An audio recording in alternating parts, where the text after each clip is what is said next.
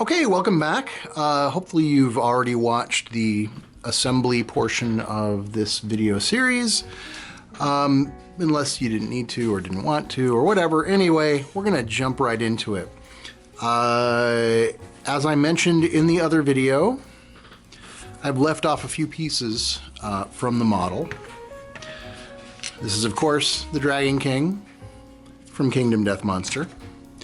I've left the wings off, and I've left the rib cage pieces off. The wings for convenience, and the rib cage because if I put them in, I can't really paint the chest area thing, heart, ball, whatever. I'm going to be priming this with my airbrush using Badger's Stynylrez primer. The Stynylrez primer is pretty much my favorite primer for all things plastic. It is not what I use for metal. I don't think it works very good for metal. But for plastic, it's great. I'm going to be using both black and white. Black for overall, and then the white for the chest area, because that's going to be very bright. But we're going to start with the black, and I'm going to be using my Iwata Eclipse, which is my go-to workhorse airbrush.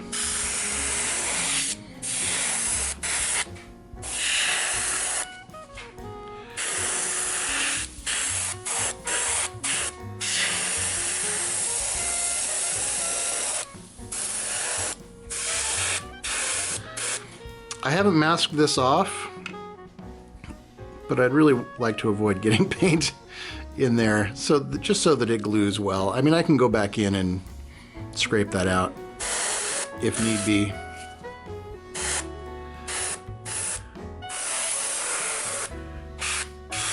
Same thing with the connection points for the wings. Want to avoid getting paint on them, but if paint gets on them, it's no big deal. A quick pass with sandpaper will make it ready for gluing. Of course, the easiest way to avoid it is to just not spray towards it, because sometimes you can't avoid it.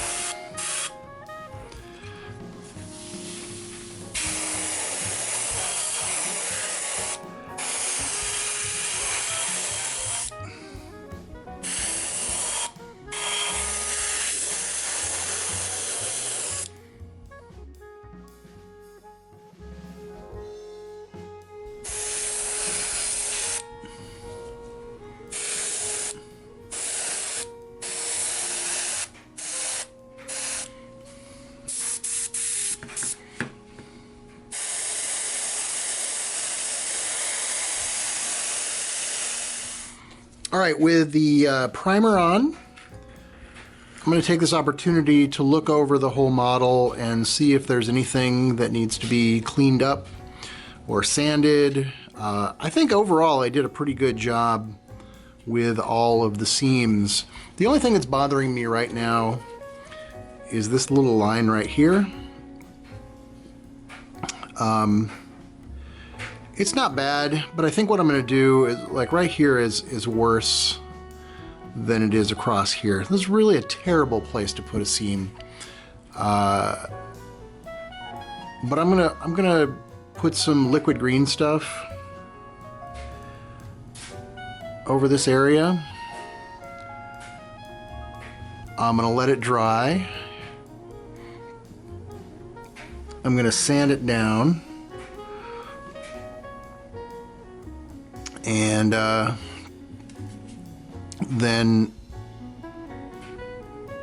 resculpt in some of the lines that go across this way. You see, I'm avoiding the big lines across. I think down here on this lower level,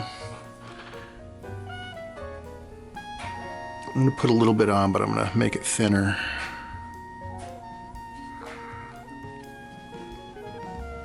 Yeah, I'm having a hard time even finding the seam line here. So that's good. Yeah, it seems to be invisible over there, so really just right here.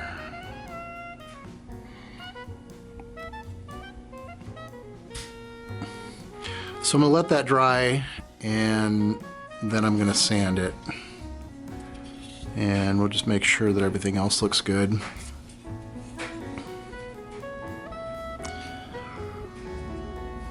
If you recall, if you watched the build-up video, I had filled a gap on this leg using the UV cured resin, and that gap is now gone.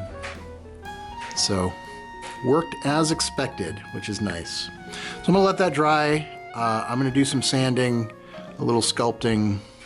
Well, I'm gonna let it dry, then I'll come back.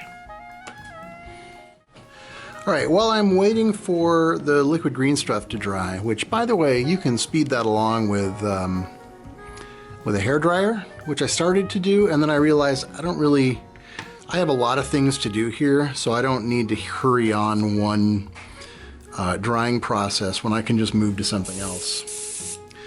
So I'm gonna start on the wings, and I'm gonna do an undercoat. And this is really specifically for the webbing of the wing. And I'm going to do Violet 4. This is Watercolors Violet 4. I was trying to decide if I wanted to go 5. 5 is super dark, and it's also very transparent, and so I thought it wasn't going to give me the effect that I wanted. But I actually want it to be a little darker than this. So what I'm going to do is go light. Since I'm using the airbrush, that's pretty easy to do. And so we're going to start by adding a little. This is Createx 2, 3, 4, 5, 6, 7, 8. This is Createx High Performance Reducer. And generally speaking, I use it roughly 1-to-1, but sometimes, well, and if I want it thinner, then I obviously just go more reducer than paint. 2, 3, 4.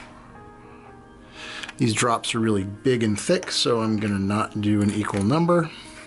I'm gonna mix that up.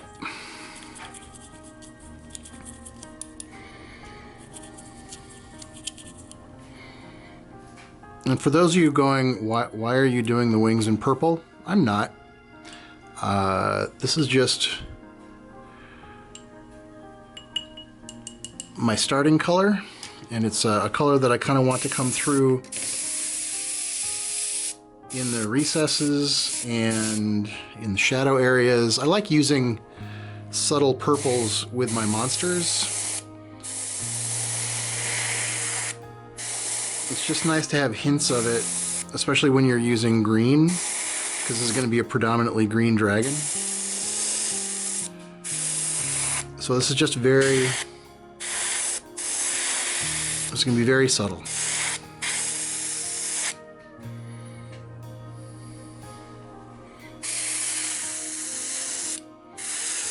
And later, I might go back with that darker purple to do some shading with the airbrush. That's actually a very good shade color for the green that I'll be using.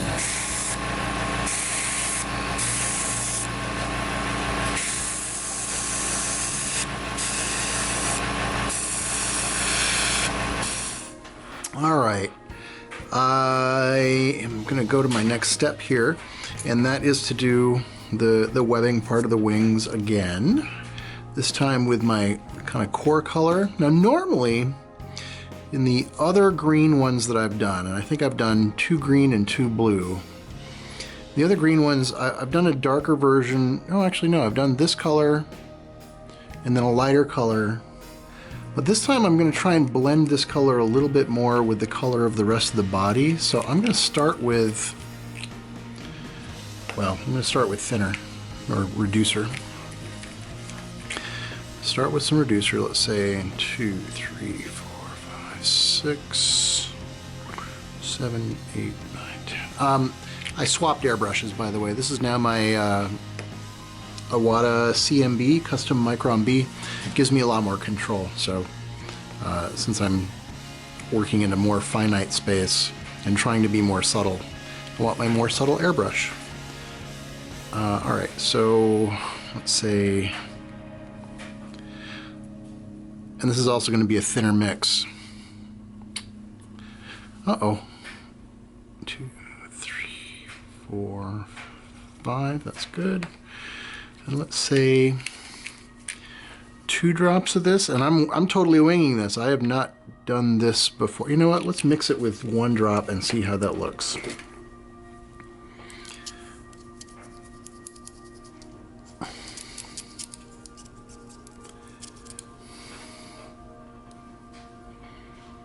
Oh, that's not bad.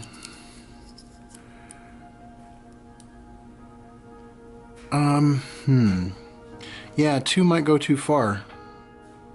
Alright, we're gonna go with that. This green will be the core body color. So that's why I wanted to include it in this. So it's gonna be, the wings kind of go up like this. This is how they sit. So I always go from the sort of halo of light theory, which means that you know, light's coming down from above. So if you're going to create shadows, well, they'd be on the underside. But also, when I'm thinking about how I'm going to airbrush, I sort of want to airbrush in the direction of the light when I'm doing my highlights. But I'm not going to do that because if I was, so here's how it's actually going to sit. It's going to be just like that. So if I was going to go directly down from here, I could do that. But what I really want to do is just make sure that my paint is moving in this direction. There we go. Okay. And that way I can get some natural highlights and shadows. Just utilizing the texture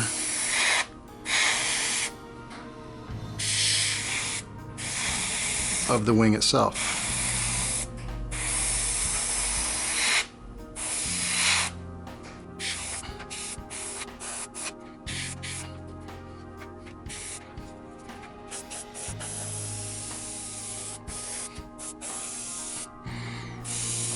You don't want to go too heavy because, like, you know, these deeper recesses, there's a danger of your paint actually pooling up in there, and you don't want that to happen. So light coats.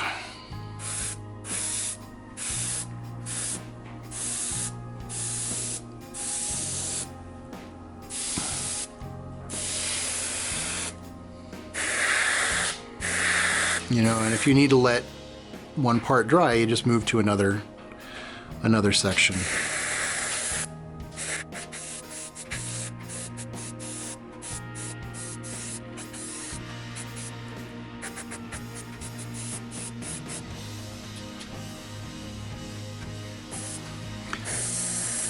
Go a little lighter on the coat on the underside.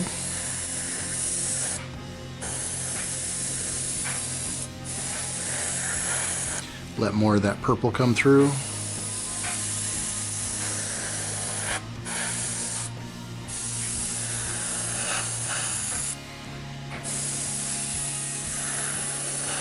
Because this part of the wing is in shadow.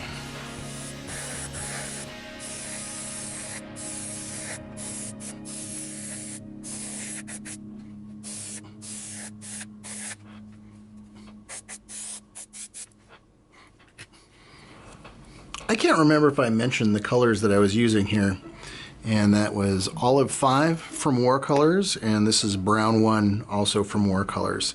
Brown 1 I use a lot. In fact, this bottle is almost empty, and I think I have more somewhere, which is good because I need it.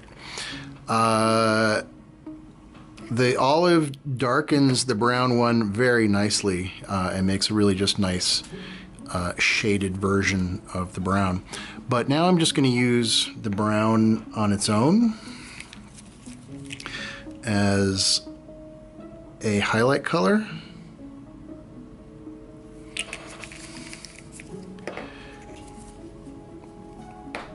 And with luck, I can get a few more drops out of here. Okay, yeah.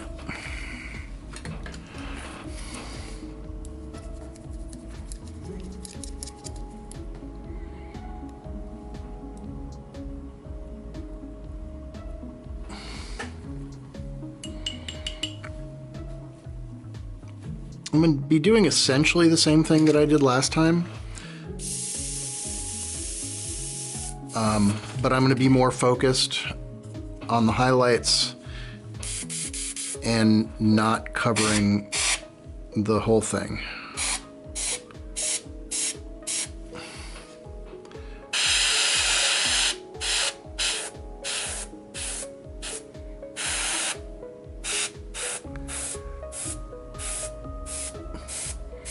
Like, I really wanted to pick up the details. This is like an airbrushing a dry brush.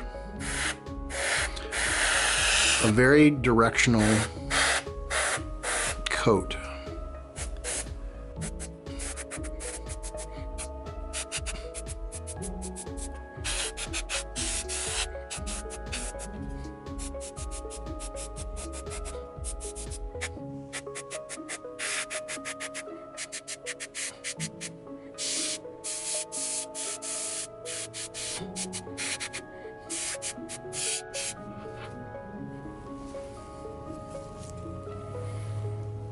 Oh, that's coming out nice.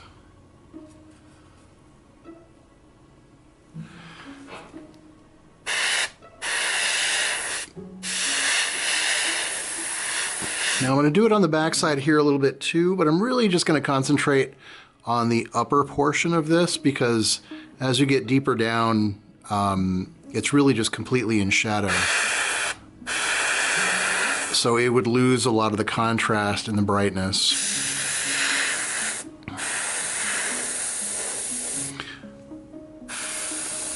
So you can even have the airbrush help you just sort of fade off.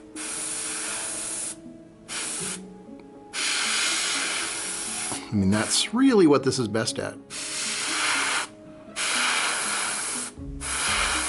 Because the overspray is going to provide your fade.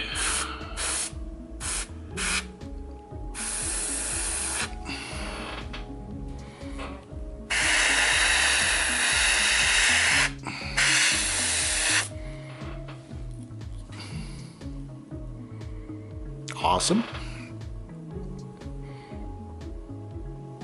All right, I'm going to do the other one. I'll be back.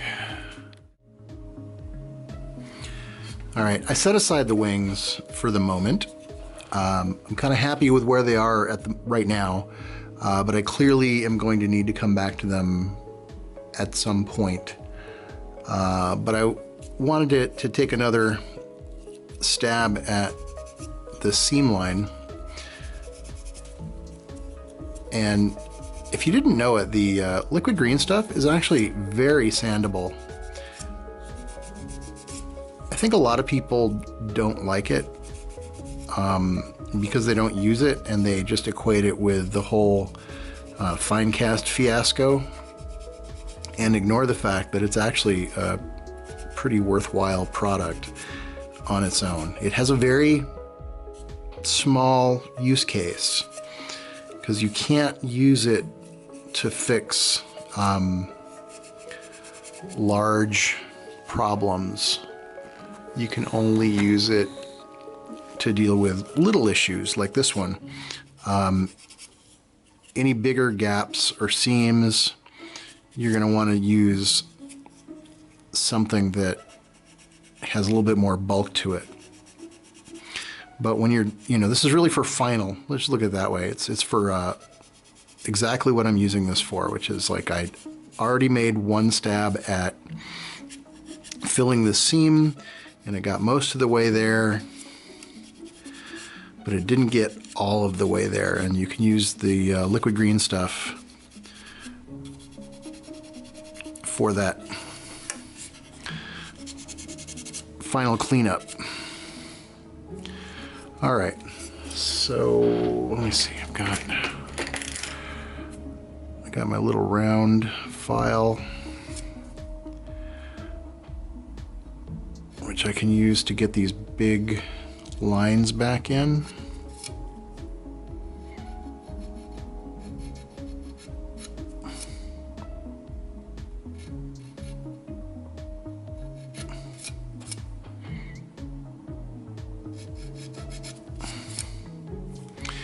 I think what I'm going to do is just make sure that I get those lines back in and then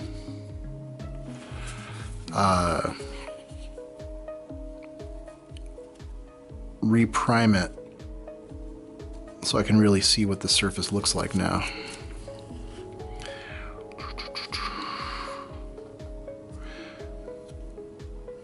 You know what, maybe I'll...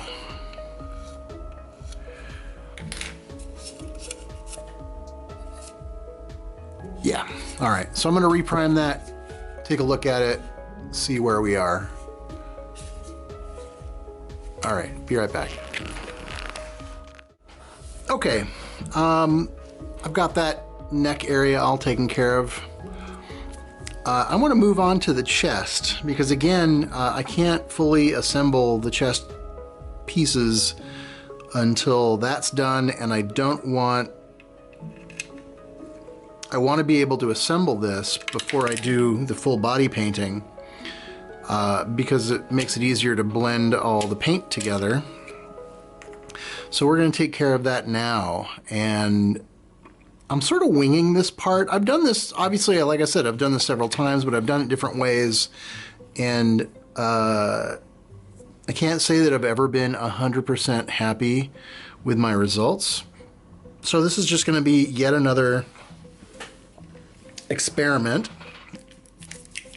And I've already got that primed white, and I think I'm going to blow in some Watercolors One Coat Yellow. It's a very kind of lemony yellow, and this is really just going to be an undercoat. I want the whole thing to kind of have an orangey cast to it, orangey red, and this will make for a good base for that.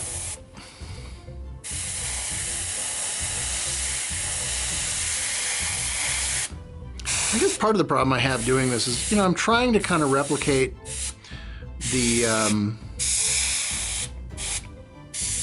artwork, but the artwork doesn't really show this area. It really just it shows it at an angle, and you just kind of see an orangey glow coming from there. So my assumption is that the light is primarily coming from this stone right here, maybe from the face, but I think the stone would be the primary source of light. So that's going to be my brightest point, and then everything will go more reddish from there. But that's going to be my light source. So I got to think of that as my light source. And I can't forget that I need to do the underside of these ribs too, because it's going to get,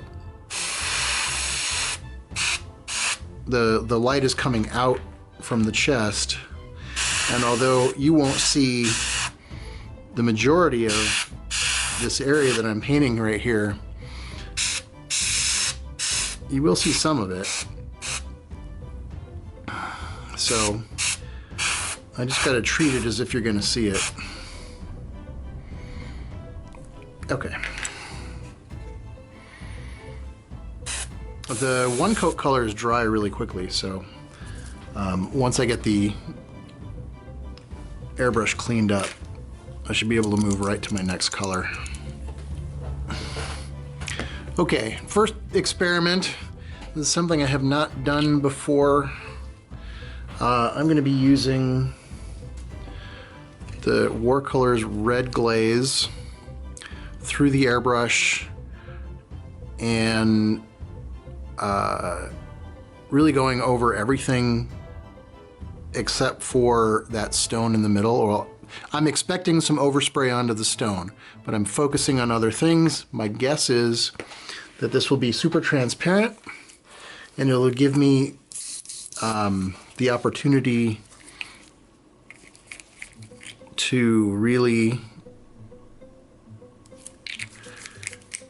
have control over the color. I am thinning it. Their glaze is almost as thick as the rest of their paints. There's also still a little bit of yellow left in here, but not enough to really affect the paint much.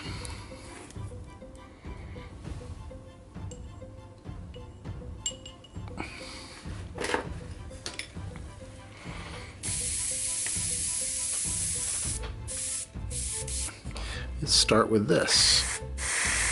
Oh yeah, that is very transparent. That's good. That's very good. You know what? What does that look like out here?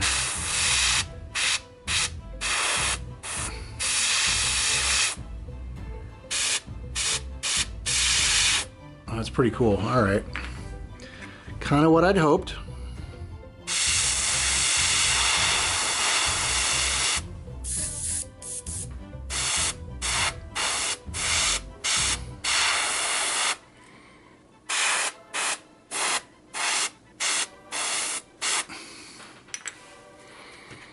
All right.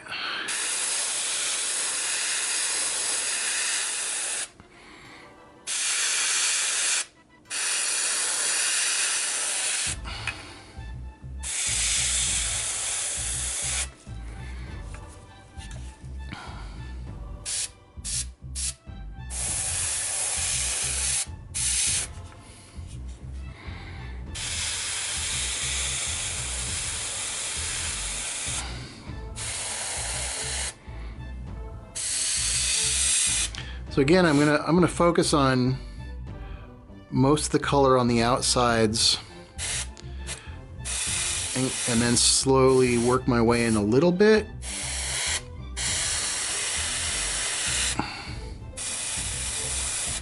And that should give a nice feel of that stone being the light source. Oh yeah, actually it looks better on camera.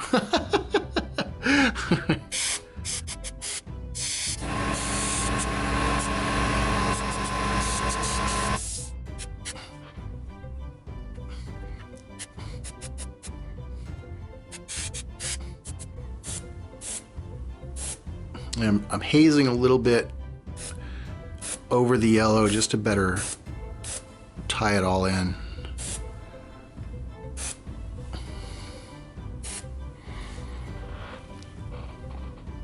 Oh, that is... I like it. I really like it. All right. And again, not really going to see this, but you will see the edges of it as it comes up along the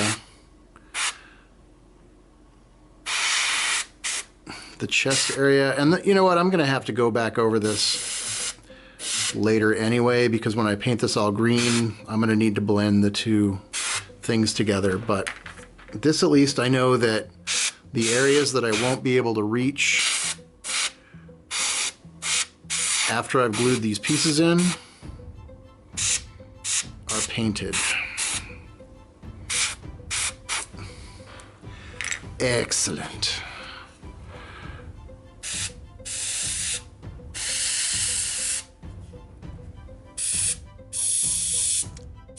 I have yet to use the glaze, the Warcolors glaze, like a glaze.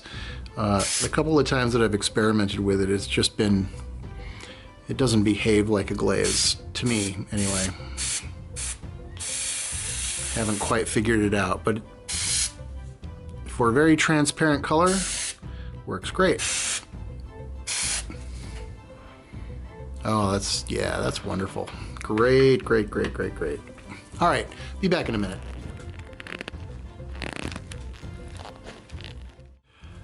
So there it is after assembly, and again, I think it looks great.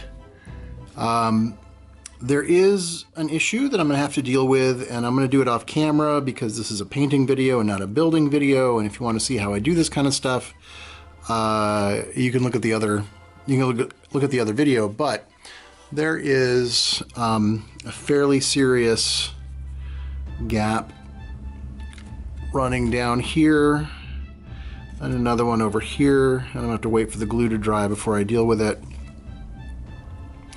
But anyway, I got to seal that whole thing up so that it looks nice, and I'm not going to do that on camera. So I think I'm going to move on to something else before I get to that, and I'll just sort of work on this during one of the camera breaks. You know what we can do right now is we can get back to the wings.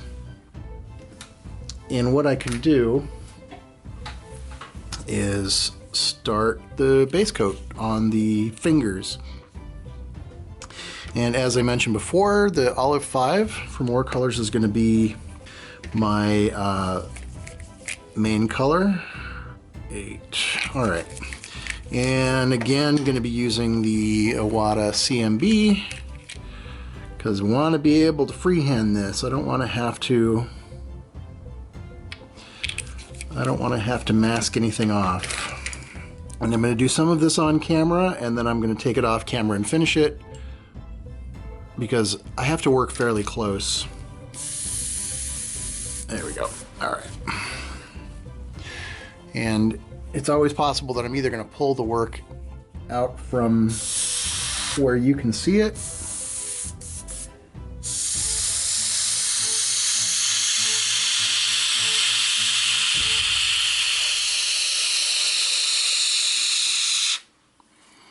excellent.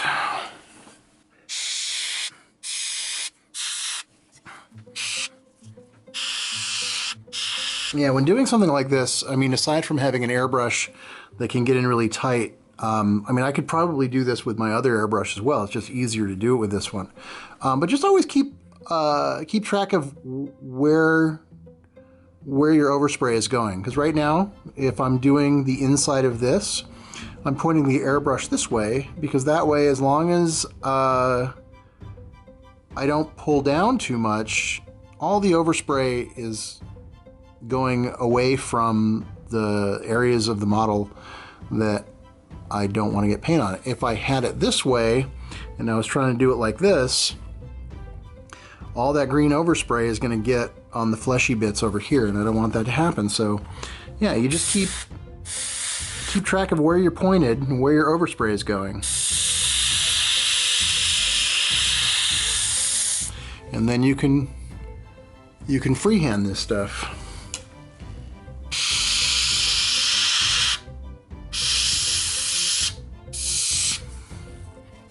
A little bit, the next thing off into the wedding is perfectly fine because that's essentially where those colors went in. But just want to keep them on.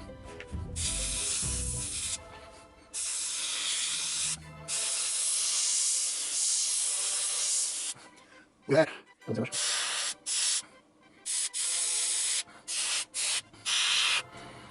Okay, I'm going to do the rest of this off camera. I'll be back in a bit.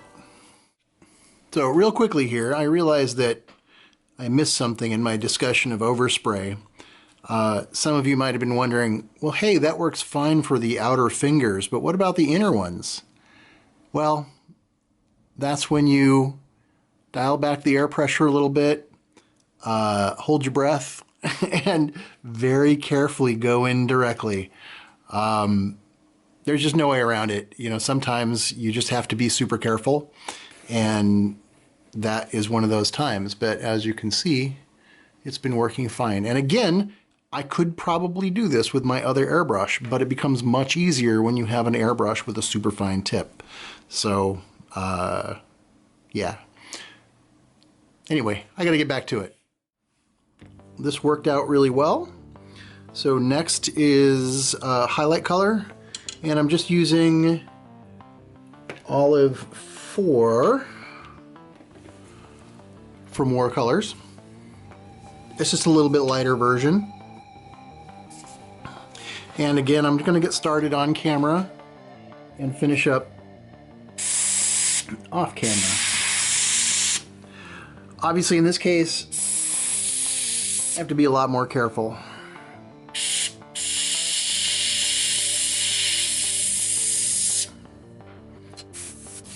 Now then, brush a little bit.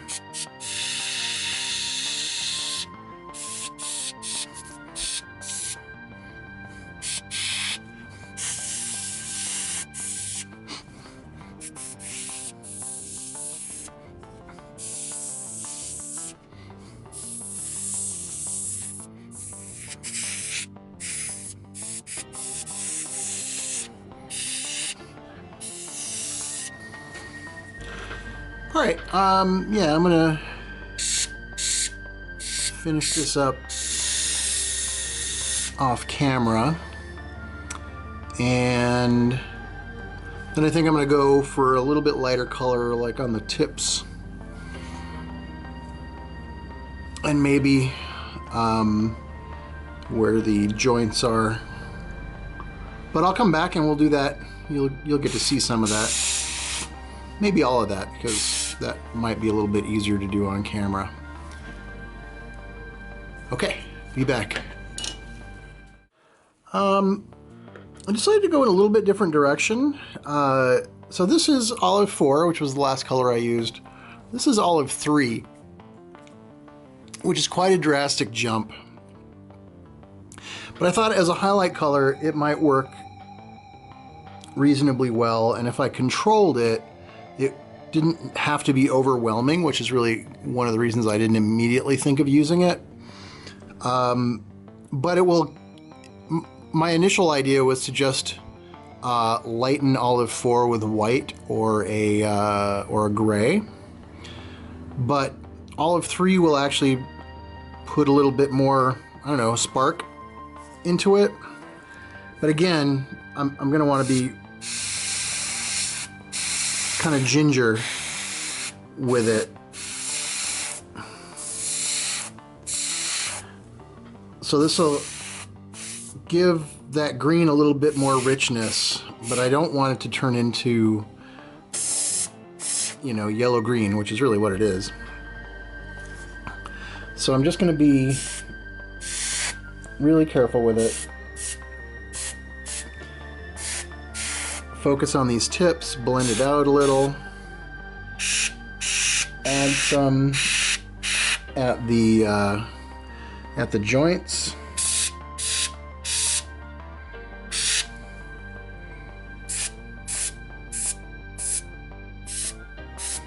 I'm not going to put any on the underside. Well, okay, I'm going to put a little bit on the underside.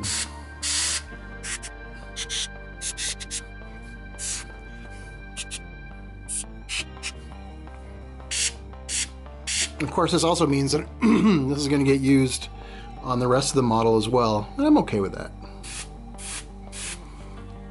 This will make this unique from the other ones that I've done. And I kind of like that too. Normally, you know, when I do the Kingdom Death models, I like to work from the artwork, and I generally don't go and look at the models that I've done before. So usually each time that I'm working on one of these models, it's an interpretation of the artwork, and not necessarily a duplication of what I've done in the past.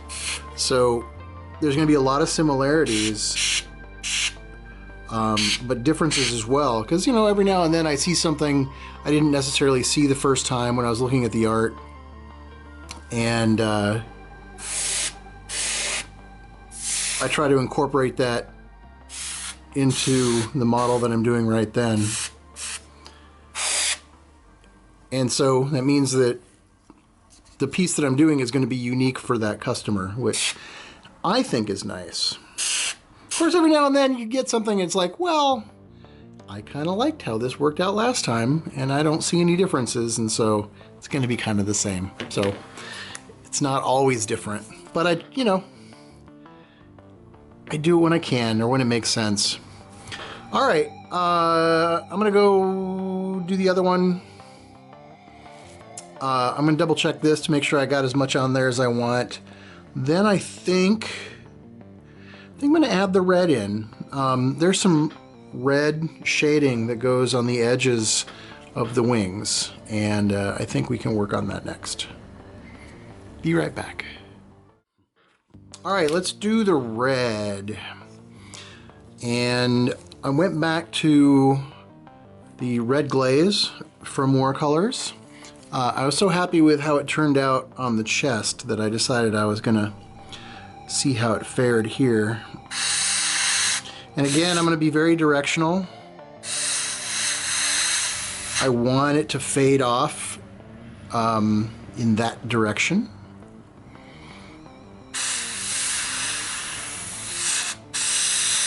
And I want the color strongest at the top, so. I'm keeping myself focused on the edge.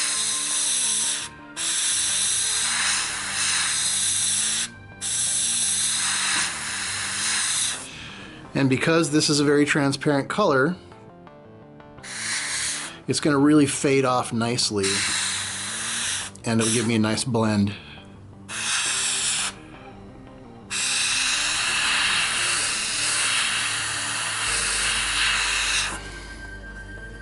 That's very sweet. All right.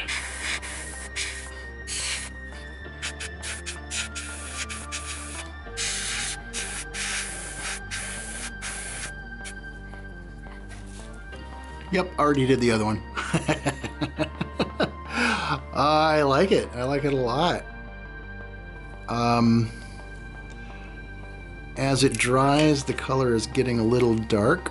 Ooh, let's go back to this one. That's not surprising. I mean, it's a transparent color, so since I'm not working over white, I'd have to build it up in several successive layers to get the full intensity of the color. But that's okay. It doesn't need to be super bright.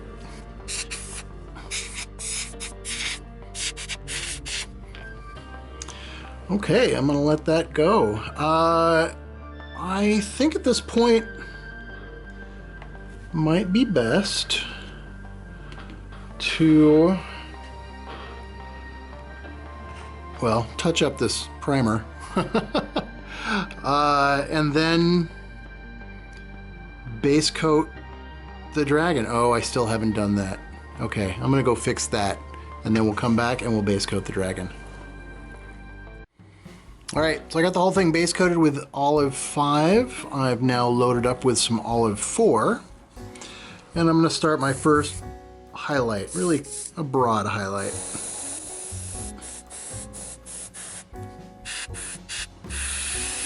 I'm just gonna avoid the deepest recesses. Make sure that I accentuate the high points. Otherwise, it's mostly going over the places where, well, essentially, it's going almost everywhere. But again, I can, unlike with the base coat, I can be more directional with this, essentially going top down.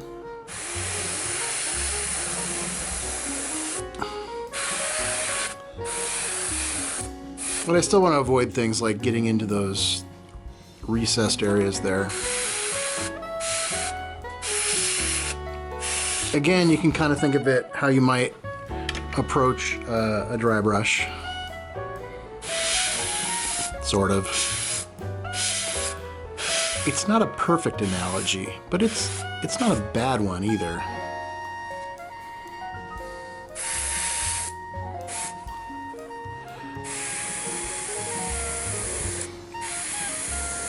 Just always be aware of, you know, where the top is and spray from that direction.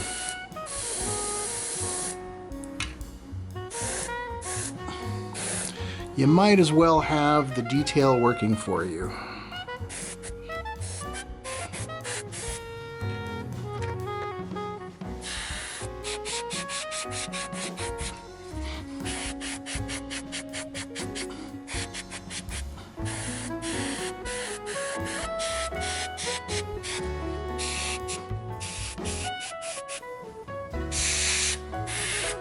So I keep checking periodically just to make sure that I know which way is up.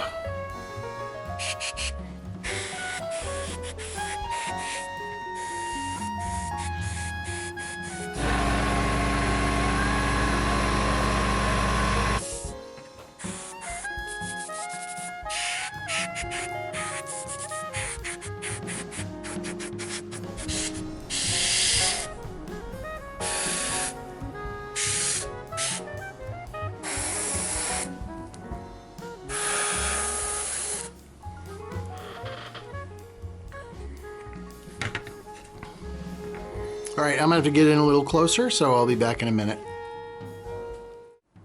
All right, it's coming along.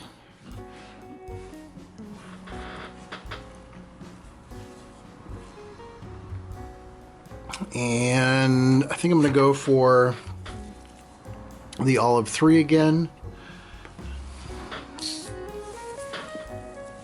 as a highlight.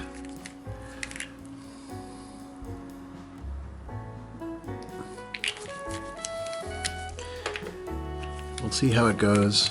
Not 100% convinced on this, but I have a thought that when I come back a little later with the purple shading, I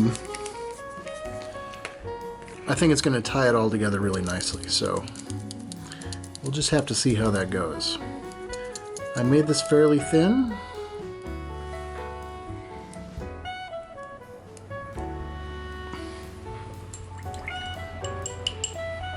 I don't want the yellow to push through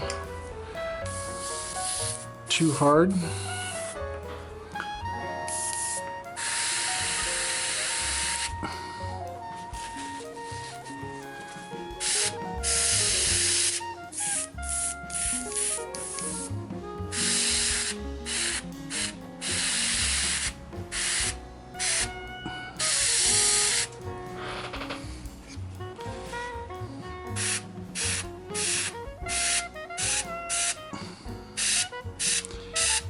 And I'm probably not going to do too much of this on camera because this is going to take some fine control.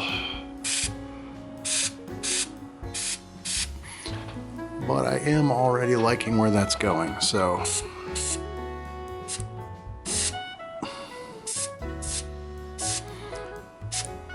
But this is going to be for the highest highlights.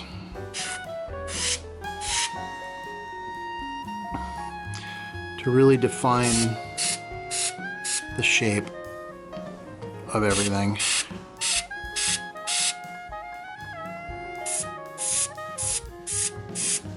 But like I said, I will be going back over and push the shadows back down again using some dark purple.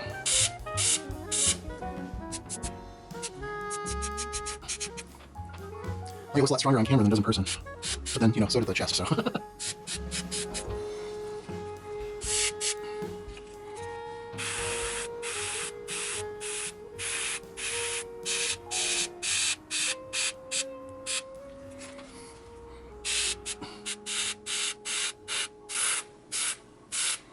Okay, I gotta get in close, so I'll see you in a minute.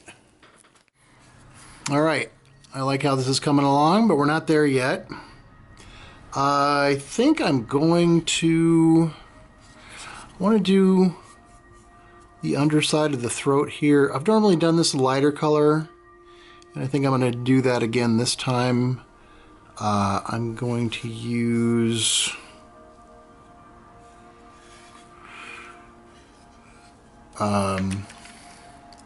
Warm Gray 2, but I'm going to do it very thin. So again, I don't want this to be the final color. I really just want to use it to lighten this up. It's also going to sort of desaturate it. I'm trying to decide if I want to do it on the tail as well, in this underside here. I don't think I've ever done that before, and I don't think I'm going to do it this time. either. So yeah, just the underside of here.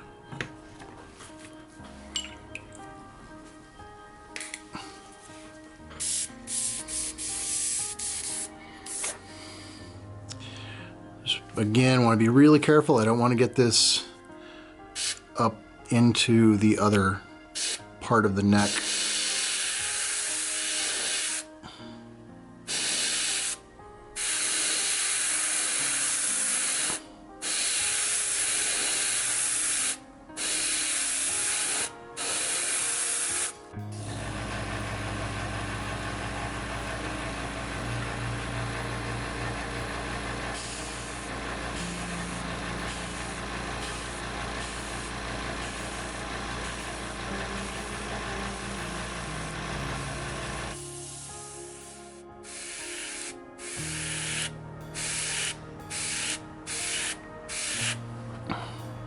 I'm trying to treat each segment between those little sculpted lines as almost like a panel on a spaceship or a tank.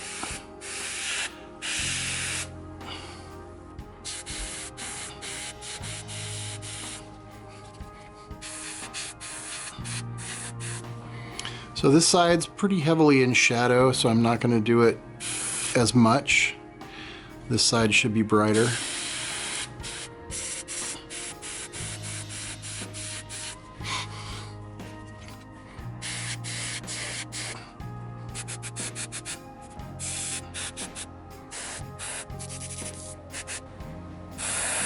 Every now and then I'm like, I don't see anything happening here, and that's because the tip's been clogged.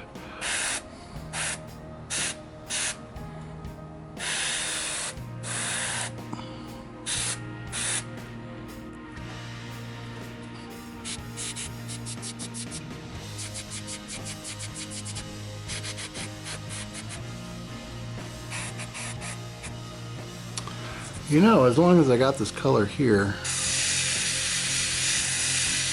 might as well get started on the teeth, because this will be the color that I use. And this way, I'm sort of ahead of the game.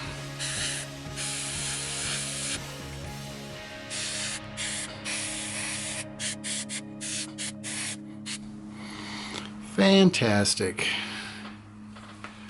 All right, I'm gonna just do a couple more passes on there to make sure I've got it where I want it. And then I think I'm gonna come back with some purple and start doing some shading. And then we might do another highlight pass after we get through with those shadows. So I'll be back in a sec. All right, so I've got Violet 5, Watercolors Violet 5. Again, this is a dark, transparent purple color. And I'm just going to be dropping this right into all of the deep shadow areas. I really like the way purple and green interact. I don't want this to be overt. This should just deepen the shadows, provide a little richness to the color.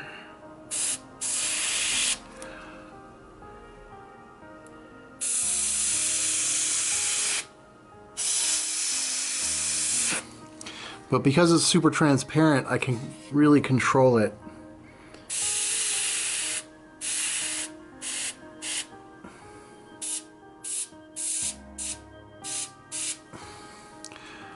Like really, initially when you put it on, you can just see the color get darker and you don't really see, you don't see the purple at all. It's kind of cool.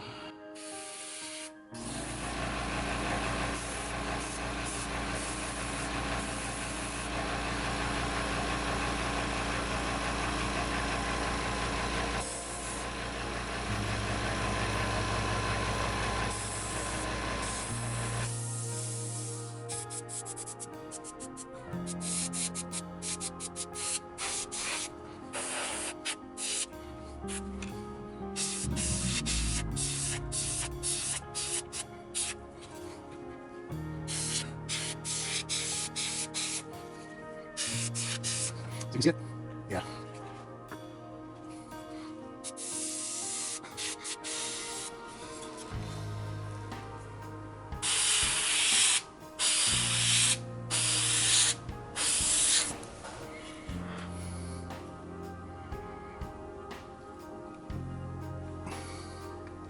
Okay, I'll be back in a minute. So after finishing the purple, I picked up the highlight color again, olive 3, and kind of went back over it again. Really, because, you know, I was bringing it down, I wanted to bring it back up. I'm really kind of happy with the state of it currently. And so I'm going to move on to something else. And my thinking is that, you know, once it gets closer to completion, I'll kind of have a better look at the whole thing and whether or not I want to go back in and tweak anything anymore. But for right now, I'm going to work on the teeth since I got started on those. The next step here, because again, just a reminder, Warm Gray 2 from Watercolors was what I put on the teeth there. I'm going to wash them with Seraphim Sepia. This is my normal bone and teeth color combination, at least to start with. If I want the teeth to be really bright, I will go back over them with the Warm Gray 2 after the wash, and then do the Warm Gray 1, and then they will look like he brushes regularly. I'm going to see what they look like after I wash these, and I'm probably just going to go back in with the Warm Gray 2 to provide some more definition, and I may not take it all the way to 1. I kind of like the yellowiness of them. It's kind of creepy. So I'm gonna let that go. And I think the next step too, I need to work on these horns. And I haven't entirely decided on a base color. I think, because in the artwork, let's see if I have the artwork handy. Yeah, in the artwork, well, they sort of look like green and then the red interior, and I don't want to go with the green again. So I think what I'm going to do is go with more of a brown, and I can use Warm Gray 3, which is just a gray, but it's almost a stony gray, and then I'll wash it with Agrax Earthshade and see where that takes us. The final color, I mean, there's going to be more red in there, so the horn color itself is almost incidental because of the other brighter color that will be on top of it. So I think we don't need to worry about it too much. This could easily be blocked in with a brush, but I have an airbrush, so why would I want to do that? The old mixing brush.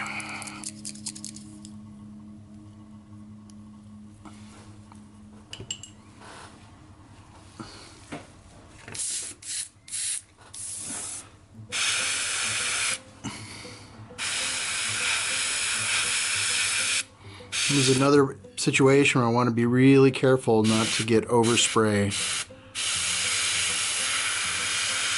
on my already painted areas.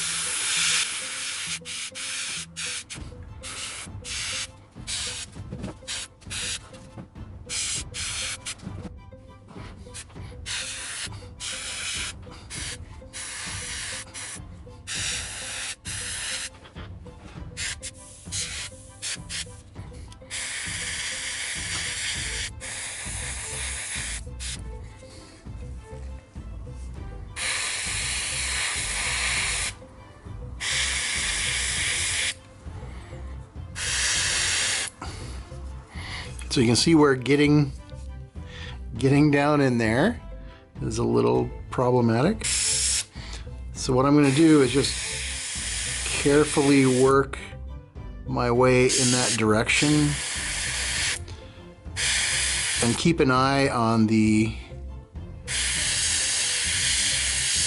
edge. Okay,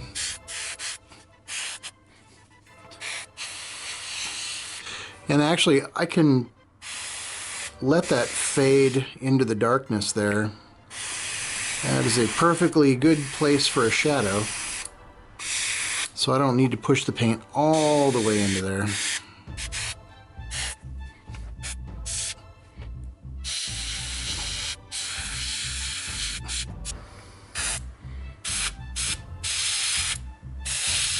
All right, I gotta let that dry. And then I'll wash some Agrax Earthshade into there.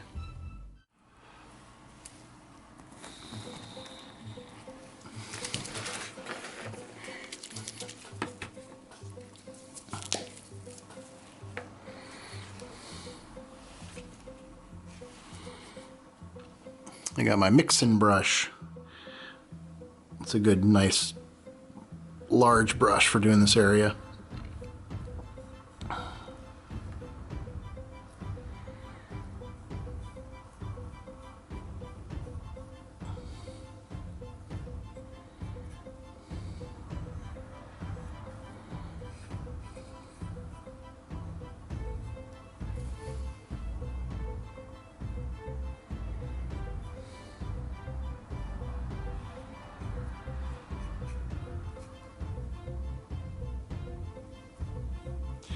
So what I don't want to have happen is this drippiness.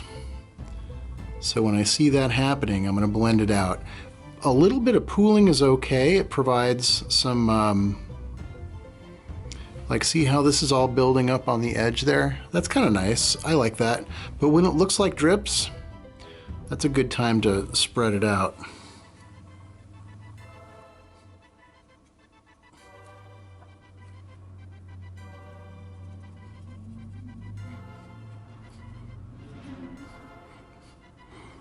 This all looks pretty good. That looks pretty good. All right, just need to let that dry. The teeth are all dry. That's gonna need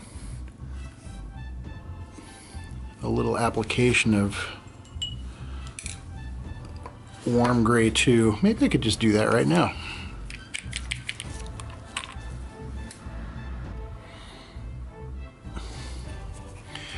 Make sure I thin it just a bit.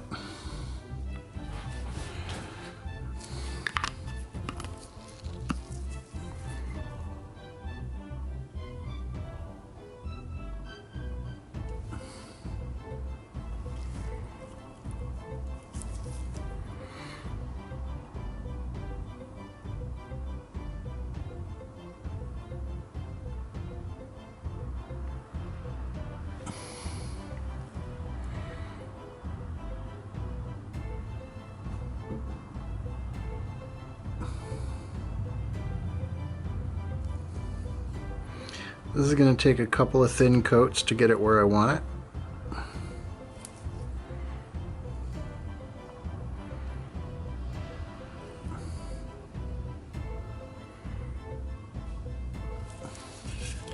I definitely want to leave a lot of the yellow color in the upper recesses or lower recesses if I'm doing the lower teeth. Look at that smile. That's amazing. I'm going to go back over the horn with Warm Gray 2 with the airbrush to brighten it back up again. I'm not going to go real heavy on it. This is just a highlight. And it makes it easier for the red that's going to come to really show. Because if I try to put it over this brown, it'll be really dull. So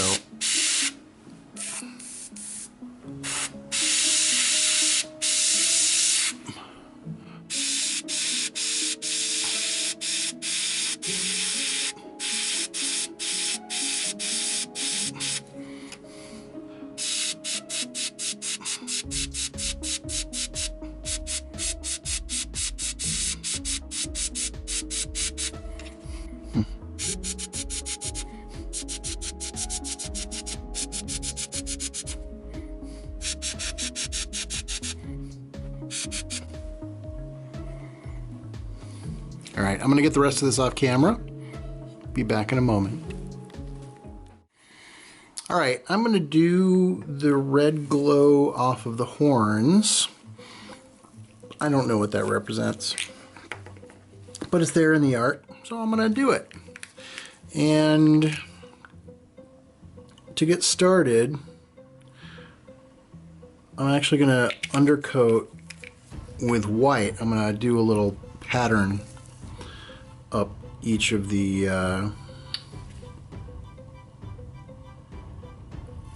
up each of the horns,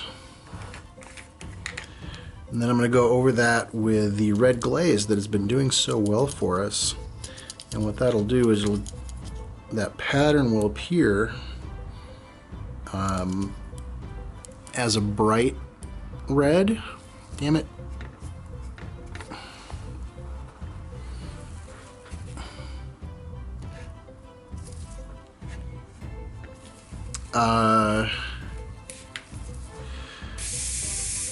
And then that'll fade into the rest of the horn, which will be darker.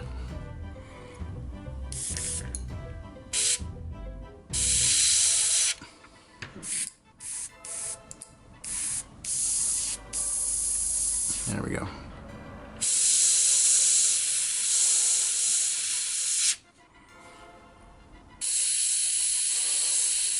Okay.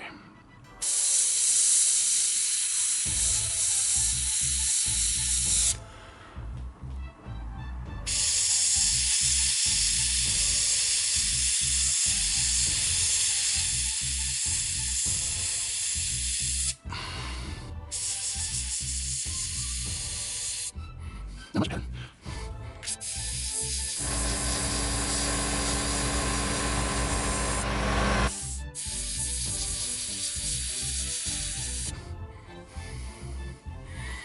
Alrighty, that looks good.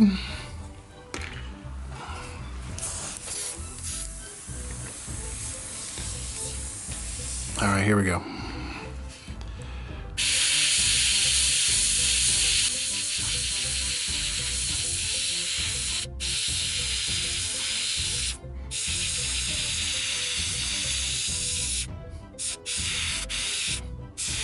What's all off is a lot more than I expected. Like, there's almost no red aside from where the white was, so we'll build that a little bit more. At least I know what I believe on the side.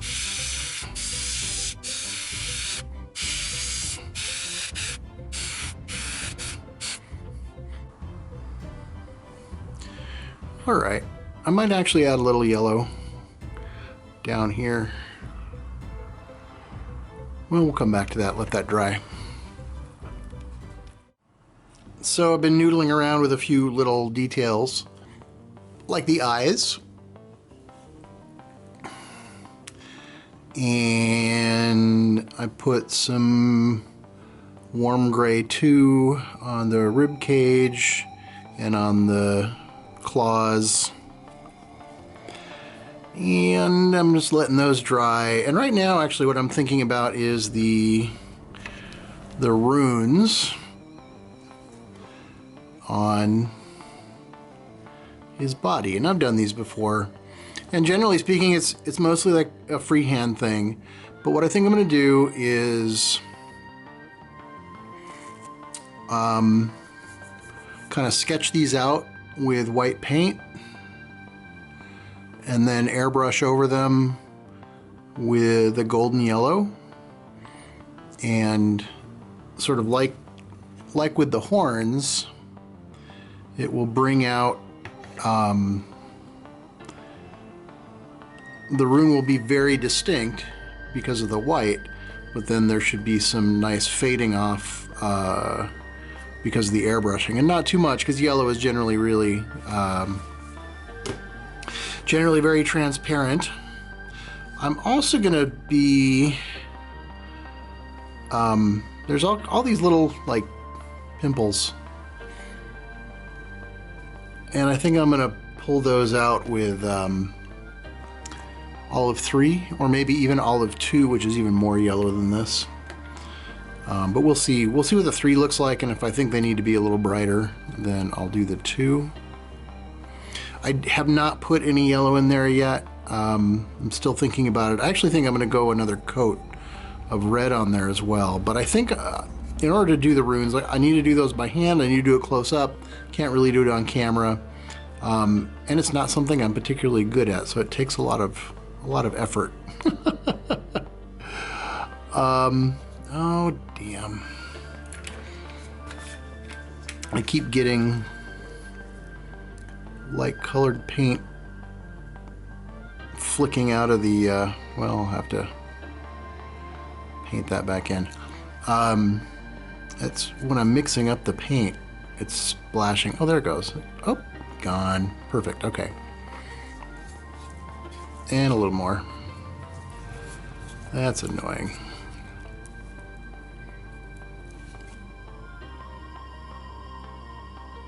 Oh, where's my shaper?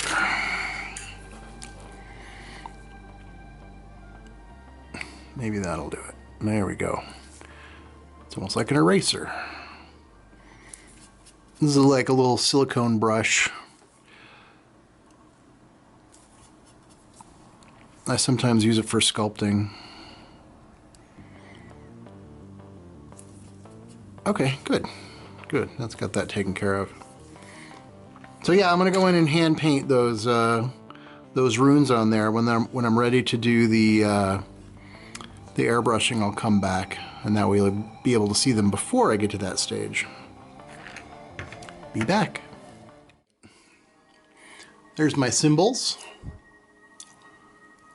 I think they turned out okay. They were a little bit of work. They weren't too bad though.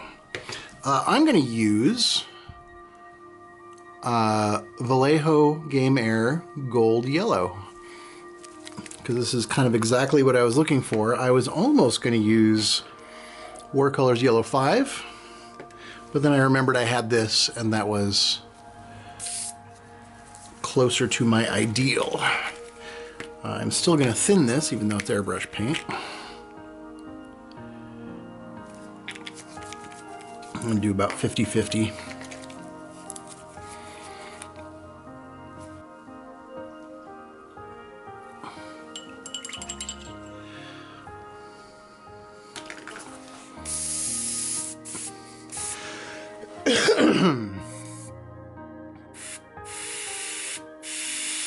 Oh yeah, that's perfect.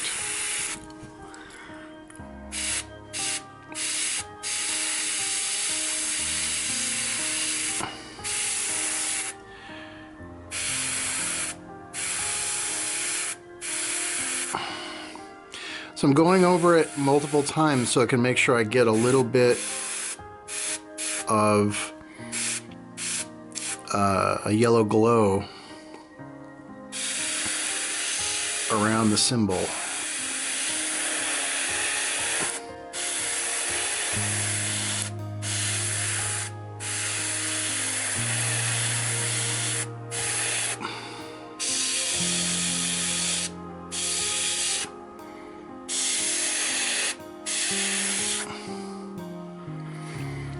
All right.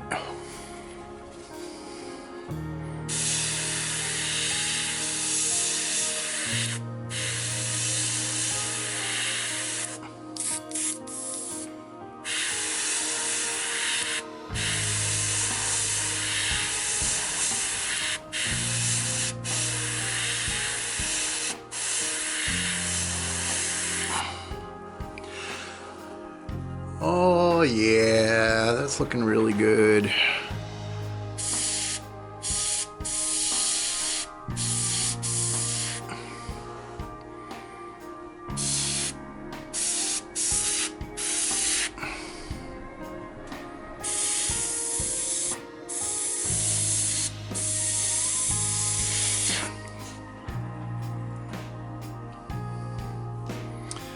All right, I'm gonna let that dry, but I also think I'm gonna go in and I'm gonna do a Seraphim Sepia wash on the ribs,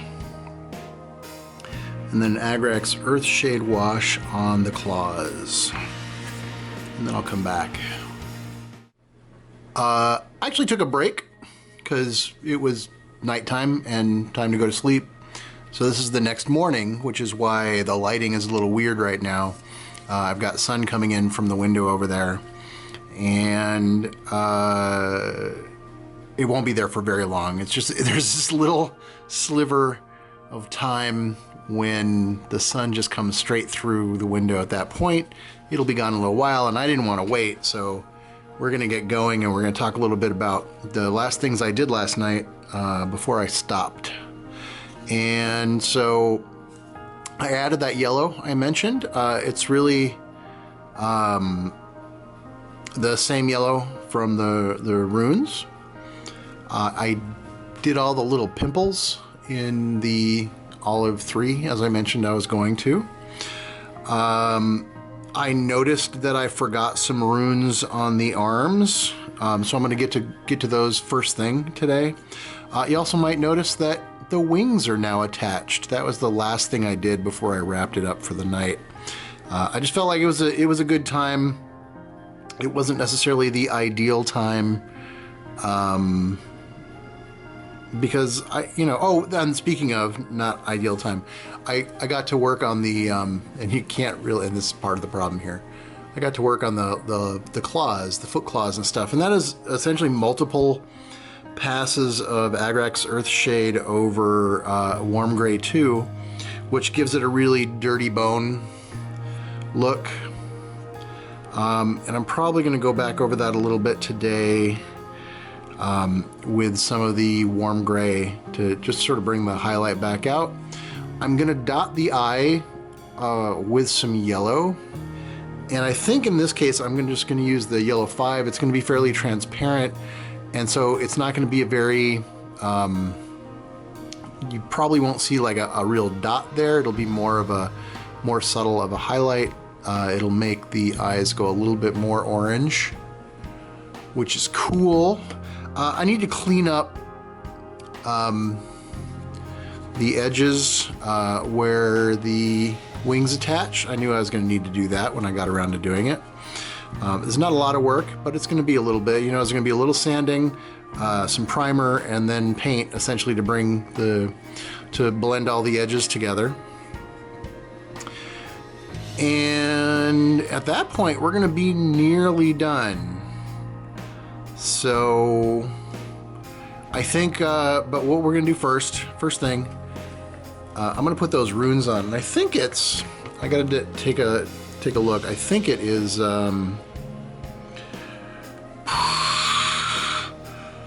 just like a handful of wavy lines. I don't know why that doesn't want to. There we go. There we go. So it's like five wavy lines.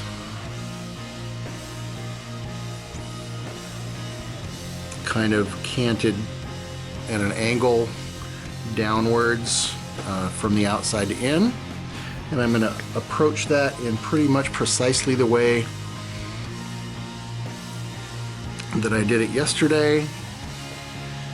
Let's see if I can get this on camera a little. Oh, I need my magnifier. All right. So, let me see. That's too thin. Why is this so thin? I don't think I thinned it. I think the wet palette has leached a lot of water into the paint. That's okay. This only needs to get me started.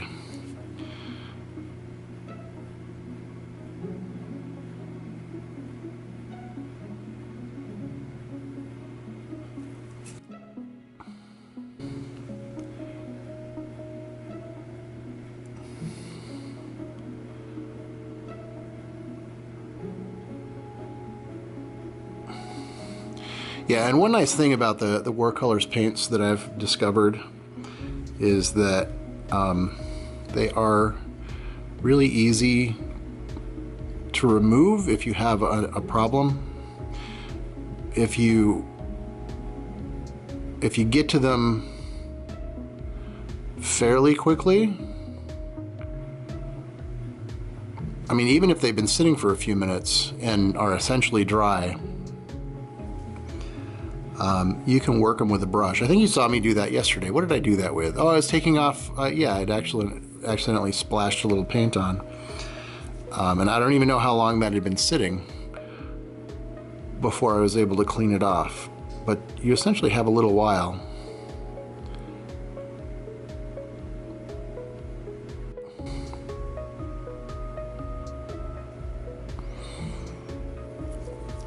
This is not full strength. I think I'm just gonna do this one last line. I'm gonna do the rest of this off camera so I can see what I'm doing and I don't screw it up. But I'm also gonna go back over them a second time to bring it out a little stronger. So anyway, I'm gonna do that. I'm gonna be right back. I'm gonna clean up all this white that I got on right here after talking about how easy it is to clean this stuff off. It's gonna be that kind of day. See that? Look at that.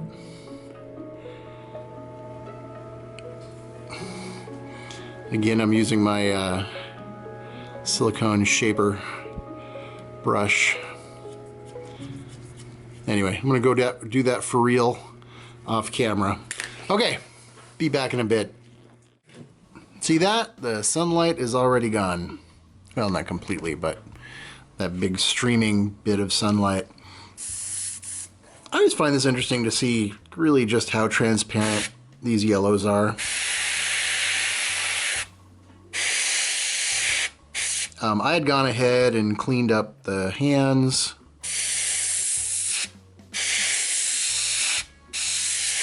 And finished up these lines.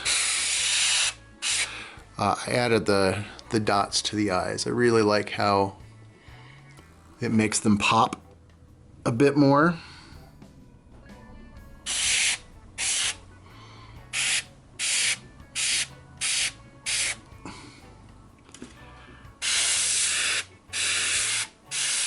Been thinking about what other steps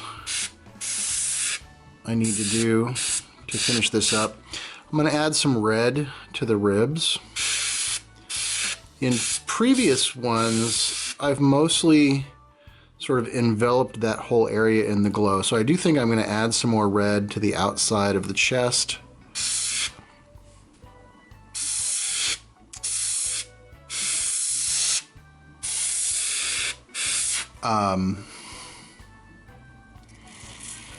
But I don't think I'm going to completely... I think I'm going to go light on the red on the ribs.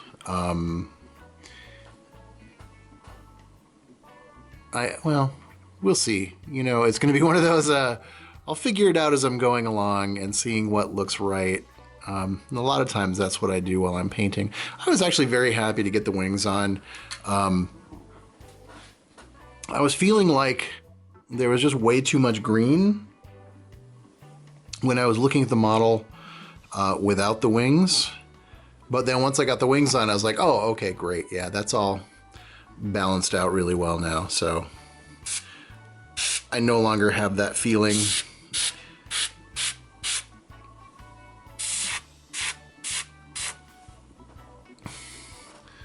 So cool. He's looking all tatted up now. Yeah, so I think I'm gonna clean the airbrush and jump onto that red. So be back in a minute. Ugh. I keep finding places where I slopped the brush over the model somewhere. So I've been doing little bits of cleanup here and there. I thought I'd go ahead and use that red glaze again.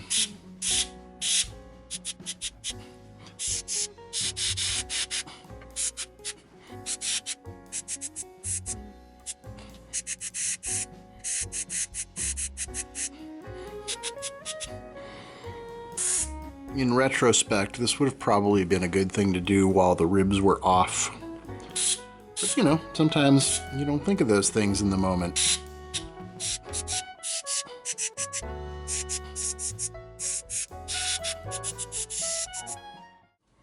And there we have it. She appears to be done. You know, barring any last minute oopsies or what have you that I might discover. One of the things I did that really helped sort of complete it for me was my clear coat, which was a matte coat. And my go-to for that is Liquitex matte varnish. Sprays from the airbrush just fine. I do thin it, just like any of my other paints, about 50-50. You can actually use this with a brush, and it works pretty well. I don't do that, especially not on something this large. I might use it with a brush on small parts that I'm trying to do separate from other parts, but mostly I don't. This isn't the matte coat that I will normally use. This is a pretty dead flat matte coat, and I don't always like that effect. What I've been using a lot recently is the Watercolors matte varnish, and the funny thing about this one is that it's not very matte. It's not that it's glossy, it's just that it doesn't seem to matte down your paint any more than it already was. If it was very matte, it might make it slightly more glossy, and if it was very glossy, it'll make it slightly less glossy. It sort of brings everything to sort of a neutral point, and mostly that's what I like, because the effects of a very flat coat tend to be that your colors will become a little muted. And in this case, I didn't really mind that. I was actually a little bothered by the overall richness of the color. It made it feel more snake-like to me than dragon-like. And so when I finally got the matte finish on, I was like, yeah, that's got it. That puts it right into my happy place. So what I'm going to do now is I'm going to go photograph this, and that way I can share that with you when this is all done. And if you have any questions or comments about the build, or paint actually, if you have questions about the build, then you should do it on the building video. If you have any questions about the paint, feel free to post them in the comments. I would be happy to answer any questions you might have.